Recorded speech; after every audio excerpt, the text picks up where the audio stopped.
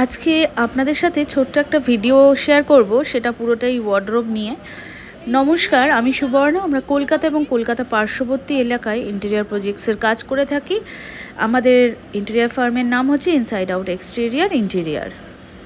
আমার প্রত্যেকটা প্রজেক্টের ওয়ার্ডরোব যখন প্ল্যান করা হয় তখন অবশ্যই ক্লায়েন্টের রিকোয়ারমেন্ট অনুযায়ী তো প্ল্যানিংটা থাকেই, তাছাড়াও ফাংশনালিটি নিয়ে আমি কিন্তু খুব ভাবি এবং জোর দিই।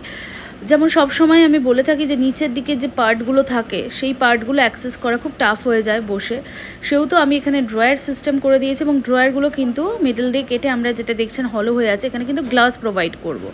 এটা 3 ডোর ওয়ার্ডরোব, যেখানে কিন্তু একটা ডোর সিঙ্গেল পাল্লা করে নিচে আবার আউটসাইড দিয়ে ড্রয়ারগুলো করে দেওয়া হয়েছে। এই ড্রয়ারের এই পার্টগুলো কেন দেখাচ্ছে জানেন খুলে খুলে? কারণ ড্রয়ারের কস্ট কিন্তু নর্মাল পাল্লা শাটারের থেকে রেটটা হাই আসে, কারণ একটা ড্রয়ারের স্ট্রাকচার রেডি করতে গেলে একটা কিউবের মতন তার চারদিকের পার্টগুলোকে তৈরি করতে হয়, তার সাথে ড্রয়ার চ্যানেল অ্যাড হয় এবং তার সাথে এক্সট্রা লেবার চার্জটার কস্টটাও অ্যাড হয়। কেন বললাম? কারণটা হচ্ছে অনেক সময় এরকম ধরনের প্রশ্ন আমি পেয়ে থাকি যে অমুক হয়তো হাউস আমাদের ওয়ার্ডরোবের রেটটা কিন্তু কম দিয়েছে, আপনার রেটটা কেন একটু বেশি? হ্যাঁ, এই কারণেই আমাদের রেটটা একটুখানি বেশি।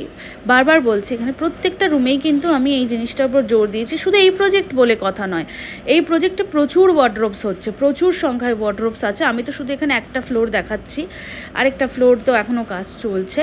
তো প্রত্যেকটা প্রজেক্টের ক্ষেত্রে কিন্তু এই জিনিসটা আমি বিশেষভাবে নজর দিই। যখন মিটিং আমাদের ক্লায়েন্টের সাথে আমি করি তখন তাদের বোঝাই এবং তারা বুঝতেও পারে। এখানে যে গ্লাস ফ্রেম করেছি, কেন করা হয়েছে? যাতে বাইরে থেকেই আপনি দেখতে পারেন যে ভেতরে আপনি কি রেখেছেন, নাহলে তো আপনাকে সারাক্ষণ জামাকাপড় খুঁজতে গিয়ে অনেকটা টাইম দিয়ে দিতে হবে। যাতে এই সময়টা কম লাগে তার জন্য বাইরে থেকে আমরা একটা ভিজিবিলিটি রেখেছি। আমার ওই কনসেপ্টটা অন্য রুমে ভালো লেগেছে এবং অন্য একটি সাইটে ভালো লেগেছিলো বলেই ক্লায়েন্ট মাস্টার বেডরুমেও সেম জিনিসটাই করলেন, যে একটা পাল্লা প্লাস বাইরে আউটসাইড দিয়ে হচ্ছে এরকম 3টে ড্রয়ার। আর বাচ্চাদের রুমে হচ্ছে যে ঘটনাটা ঘটেছে, বাচ্চাদের রুমটা হচ্ছে স্টাডি রুম, প্র্যাকটিক্যালি ওটা কোনো বেডরুম নয়। তো ওখানে এই লাস্টে এটা দেখাতে দেখাতেই আসবে, ওখানে কিন্তু মাঝখানে একটা পিলার পোর্শন পড়ে গেছে। আর অবশ্যই যেটা বললাম যে ক্লায়েন্টের কী রিকোয়ারমেন্ট আছে, ওখানে আমাদের ক্লায়েন্টের রিকোয়ারমেন্টই ছিল যে বাচ্চার ডেলি যে ব্যাগগুলো সেগুলো ওখানে থাকবে, আর হচ্ছে ডেলি হয়তো বুকস থাকবে বা কিছু হয়তো খেলনা থাকবে, যেগুলো রেগুলার বার হয়, বড় ছোট খেলনা, একটা গিটারও থাকতে পারে, সেই ধরনের জিনিসগুলো যাতে রেগুলারলি বার করা যায়।